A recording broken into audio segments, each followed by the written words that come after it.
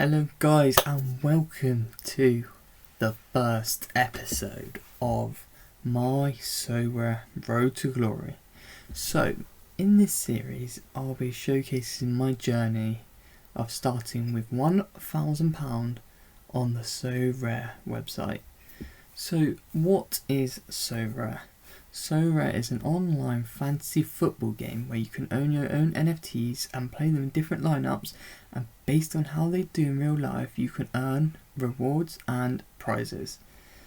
So before we get into this video, everything that I say is my own research. None of this is financial advice. I'm not giving out financial advice. Do with your own money as you please, and I'd strongly recommend to do your own research before putting money onto this platform, as it is a very volatile market and you never know what is going to happen next. So first of all, if you're new to Sorare, then sign up with the link in my description and it will give you a free tier 2 MLS limited card when you purchase 5 limited cards on the auction house. I'll also receive 1 limited card in return for this as well. So I'll show you all about the market house in a minute. So in this video I'm just going to go through, give you a quick overview of my gallery and also what Sorare is, and also some websites which I found really helpful. So if we start off by just having a quick overview of my club and my gallery, I'll just show you briefly what cards I've got, and yeah, just show you sort of how the layout works and what different types of cards there are. So the base cards, which everyone gets for free at the start, and these cannot be traded and cannot be bought off the market, are common cards. So these are what the common cards look like, and you can win these by playing in the casual league, which is free to play. And when you sign up, I think you get about 10 free common cards. And a little tip, when you do start, make sure you click good teams. So it'll ask you for your favourite team. So you want to be clicking your Liverpools, your PSGs, those kind of teams, as they'll win you the most points and they'll give you the best players from those teams. So common is the base one, and then next up we have limiteds. So I've currently got 20 limiteds. I'm starting to transition from a rare team into limited teams, as I previously only had a rare threshold team. I've now been looking at building a couple limited teams, and I'll go into more depth on what these teams look like in the next video and sort of show you an overview of my plan. But as you can sort of see scrolling through my gallery, you can sort of see what the plan is for the summer. So I picked most of these players up a couple of months ago. I'm still in the process of getting some more, and I want to get some more soon. So limited cards, they're 1,000 made. You don't always get up to the 1,000 number. It's usually about 500 or 600, as some get split in rewards, some get split on auctions. So moving on, we have rare cards. So these were originally the base cards, the lowest sort of scarcity, but recently they brought in limiteds, like I think it was towards the end of last year, so it was rares. I've got a couple of rares, as I did mention. I did have a threshold team. So what is a threshold team? A threshold team is a team of 5 rares, or 4 rares and 1 common. However, this is going to be changing very shortly in August. And if you reach 205 points or 250 points in Global All-Star Division 4, then you will win a certain amount of ETH. So originally it was fixed to 0.01 ETH for 205 points, or 0.02 ETH for 250 points. However, because of the decline in ETH recently, Sorare come out and changed the pegging. So now if you get to 205 points, you actually now get about 0.03 ETH or something, 0.02 ETH. So it's now based on $25 and $50. So 250 points is actually now getting you about 0.04 ETH, which is double what it used to be. So that's a really good move from Sorare. But I'm transitioning out of the threshold team, and I'll explain more in the next video why I'm doing that. So that's rares. And then if we go to the market, so at the top we've got market, and they've got new card auctions and manager sales. So new card auctions are cards being listed by Sorare themselves, and manager sales is also known as the secondary market, which is managers like yourselves and myself which list cards for other people to then buy. So if we click on cards for auctions, there's currently thousands and thousands of cards being auctioned, and as you can see here, this blue card is the super rare card. So there's only 10 of these cards which get minted each season, so which makes them very rare and in demand. So they're usually a lot more expensive than rare cards and limiteds, obviously. And then the other type of card you get is a unique. So this is when there's only one unique card. So a unique card is when there's only one of that card for each season. So these are the rarest of the rarest, the most expensive, and the most sort of unreachable cards, if you want to say it like that, because there's so few of them, only a certain few people can afford them, and then also to use them in game weeks. So if we have a look at the current game week, I've only got a casual team and I don't have any players for the summer games, but the European season will start again soon, so I'm not too bothered. But if we go and have a look at the leaderboards, so here's all the different sort of categories you can enter. So with unique, you need to have 5 unique players, which is very hard to get. But then you've got also limited, rare, rare pro, etc, etc. I think it'd be easier if I show you the upcoming week. So my teams, or tournaments, be easier. Right, okay, so here's a list of all the different tournaments that you can enter, and depending on what your gallery looks like and what kind of cards you've got, you can enter into different tournaments. So as I've only got a limited sort of gallery with a couple rares, but none of them got games at the minute, they're all European players, I would only be able to enter sort of all-star under 23 and then the weekly specialist ones. So these are very good addition from Sorare, which have been added in quite recently, and they sort of allow a much cheaper entry where you can win a lot of good prizes, especially in the special limited league. You can actually win rares by just using limited players, which is really good.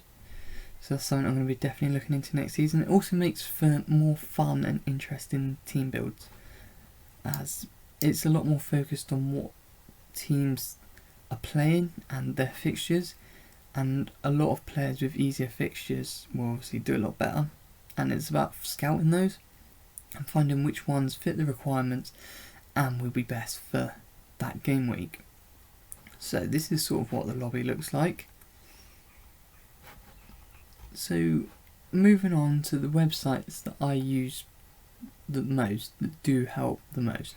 So the first one is obviously Sorare Data, and any Sorare player would have heard of Sorare Data, I imagine, because it's sort of the biggest unlicensed Sorare website out there. If you click on the top right, you can log in and then you can click on your gallery, and then it shows you sort of an overview of your whole gallery. You can look at your players, you can look at your stats, your transactions, and then it just gives you a lot of good details about how well your lineups have done. I mean, I've only won one reward, but I've been hitting the ETH thresholds, and I've been 0.31 just from thresholds alone. I've only recently started building a team to compete for actual card rewards, and I managed to win a handstick a couple of weeks ago, back when the European leagues were still playing, so I'm hoping that will continue. So as you can see, my roster valuation is 1260 on here. I'll go into some more detail in a minute and show you what else there is, but that's only a valuation, it's not 100% accurate. But I definitely recommend Sorare Data. You can just search for players, so if we just want to search for like Gravenberch or something, if I can type, so Ryan Gravenberch, and then it sort of tells you his last 5, last 15, last 40, you know, how much he's going for, how many cards there are with him. And you can have a look at his price graph. So when you're bidding for players or wanting to purchase someone, you can use their price graph and compare and see how much they've been going for in either ETH or your own fiat value. You can look at their scores as well, so you can see how well they've been performing and see how many sort of 80 to 90, 70 to 80s sort of scores they've been getting. And then, yeah, see their all-round decisives, really good. Really great website, it's really informative, and I definitely recommend checking it out when you first start. So moving on to the next website, it's called tactic.so. So here you can see, I'll take you to the dashboard. So there's a few different great settings, and I think this website is excellent. So first of all, you can click on your sold cards and you can look at all the cards you've sold. I haven't sold that many. I do like to hold on to my cards quite a lot, but you can see all your sold cards here, and then how much you bought them for, how much you sold them for in ETH, and also in your own fiat value. So that's really helpful. And then you've got your gallery. So this is everything you own at the minute. It's got an estimation of your gallery value and then how much this is worth in your fiat value. So again, another good idea, but you've got to remember it's all a rough idea, and the value of ETH, as you've seen, can change drastically, and the price of cards can change drastically, so it's only an evaluation, and again, you have no profit or loss until you actually sell the cards, so bear that in mind. And then you can see your portfolio, sort of gives you an overview of everything, and then all your transactions that you've deposited and the deposits you've made. And then this is another good tool, it's a hot deal, so it shows you all the cards that are currently being listed under the floor price. So the floor price is the lowest price of that card on the current market, and then it shows you any cards that come up cheaper than that. DMP risk and reward animation, they're also handy little tools that you can use. So moving on, the next one I like to use is the transfer market website. So this is a great website if you're looking to find out about players' contracts, who they play for, sort of their stats for the season, and also like who plays for that club and in what positions. So one thing I do like to do is to compare players like that are interested in transfers or have just been transferred to a team to see what other players play in that position that might be leaving or might be staying and competing for the same places, so you know if they're going to be a starter or not for the next season. So it's another really handy website which I recommend people to use. And then the final one is this spreadsheet. So this spreadsheet was made by Sorare Data Adventures on YouTube. I'll leave a link to the channel in the description. And it's a really handy tool to track the price of your players and how much you sell them for, how much you buy them for, and any profit or loss. So if you can see on the left here, I've invested £1,040, which was 0.43 ETH, which is nothing compared to the market now. I did buy ETH when it was quite high, it has dropped a lot now, but the Sorare market does adapt, and it does actually change based on the crypto market. So if Ethereum's down a lot, and then the fiat prices usually stay stable, however, ETH and the cost of ETH for players will also go up. I'll do another video on this in the future and explain to you how the price of ETH affects the fiat price in Sorare. But anyway, this is just a quick overview of the spreadsheet. I'll go into more detail in the next episode when I do my gallery review. But as you can see here, it's just a list of all the players I've bought. Some of them I've sold. I've made an excellent profit on Hugo Kuipers, as you can see at the top. So I did buy him sort of towards the start of last season, and I sold him again about Christmas time, I think. If I go on back on tactic.so, show you sold cards. So there, yeah, you can see Hugo Kuipers sold for 0.28 ETH, bought for 0.0569. I made about nearly an £800 profit on him, which was amazing. He just hit a really great bit of form and was one of the best strikers in the Belgian Pro League for last season. So I decided to cash in on him just before Christmas time, I think it was. But anyway, that's my spreadsheet. But it's a really handy tool to keep track of all your players, to see sort of how your gallery is progressing. And hopefully in the near future I'll start trading more, and then I'll be adding that to this to try and make more. So yeah, I hope that gave you a good overview of what Sorare is and how it can be helpful, and the other websites that are helpful to assist you on your Sorare journey. So I'll leave it here. I'm going to be making consistent content, and the next episode I'll go through my gallery and explain to you what my plan is for the following European season, and just sort of help people out if they've got any questions. So don't forget to like and subscribe. If you've got any questions, please feel free to leave it down in the comments below.